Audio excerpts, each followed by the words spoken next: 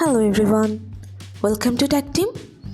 Today in this video, I'm gonna show you how to edit WhatsApp message.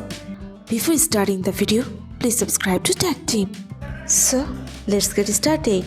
For this, you have to go to your WhatsApp and open your chat. Now write a message.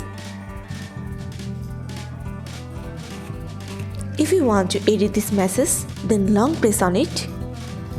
Then go to three dots, press on edit and edit your message and click on the sign option. That's it. So this is how to edit WhatsApp message in your Android phone. So guys, that's it. You can do this. I think this video is very helpful to you. If it was, then give a thumbs up and hit the subscribe button. And thanks for watching.